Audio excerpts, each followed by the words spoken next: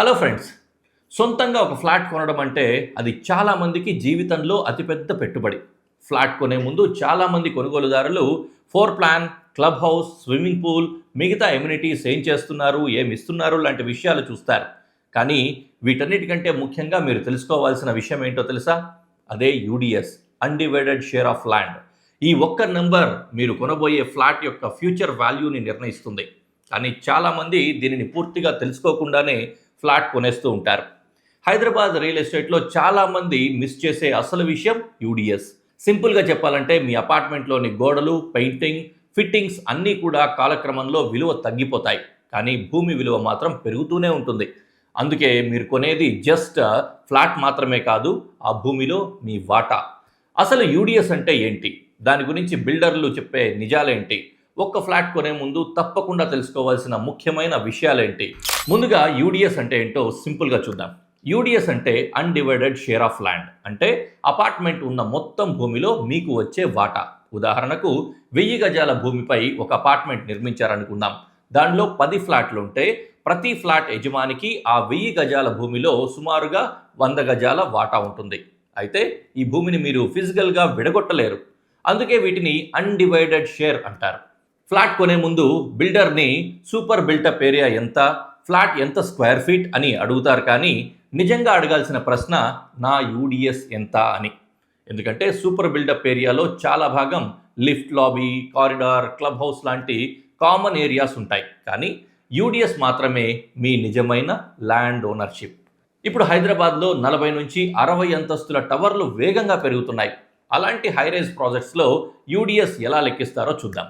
యూడిఎస్కి ఒక basic formula ఉంది. అది UDS is equal to flat super built up area divided by total project super built up area into land area. అంటే మొత్తం total area అనమాట.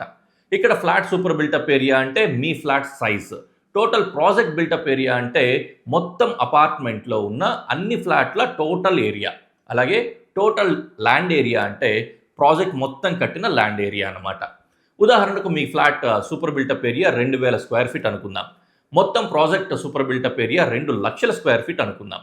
Total land 5 ఎకరాలు అనుకుంటే 2000 డివైడెడ్ బై 2 లక్షలు, అలాగే ఇంటూ 5 అంటే 5 ఎకరాలు కాబట్టి.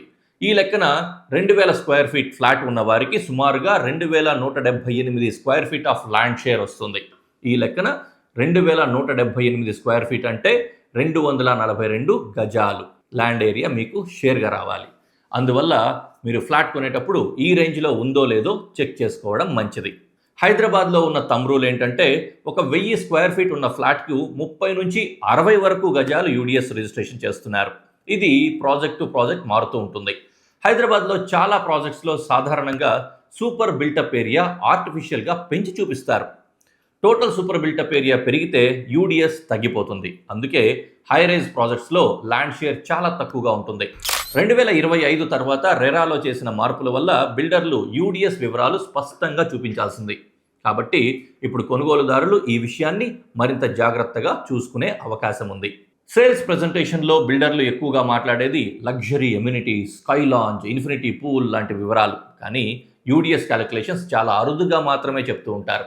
ఎందుకంటే హైరైజ్ ప్రాజెక్ట్స్లో ఫ్లాట్ సైజ్ పెద్దగా ఉండొచ్చు, కానీ యూడిఎస్ చాలా చిన్నగా అయిపోతుంది. అంటే మీరు కొనేది పెద్ద ఇల్లులా కనిపించినా కూడా భూమిలో మీ వాటా మాత్రం చాలా తక్కువగా ఉంటుంది. ఇప్పుడు ముఖ్యమైన విషయం ఏంటంటే ఒక 30 సంవత్సరాల తర్వాతనో 40 సంవత్సరాల తర్వాతనో మీరుంటున్న అపార్ట్మెంట్ను రీడెవలప్ చేయాల్సి వస్తే అప్పుడు డెవలపర్ లెక్కించే ప్రధానమైన విషయం యూడిఎస్ మాత్రమే.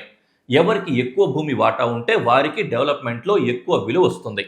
కానీ మీ యూడిఎస్ చిన్నగా ఉంటే, అంటే తక్కువగా ఉంటే, మీరు పెద్ద ఫ్లాట్ కొనుక్కున్నా సరే భవిష్యత్తులో మీకు వచ్చే విలువ చాలా తక్కువగా ఉండవచ్చు. 2026లో హైదరాబాద్లో భారీ హైరైజ్ ప్రాజెక్ట్స్ వస్తున్నాయి.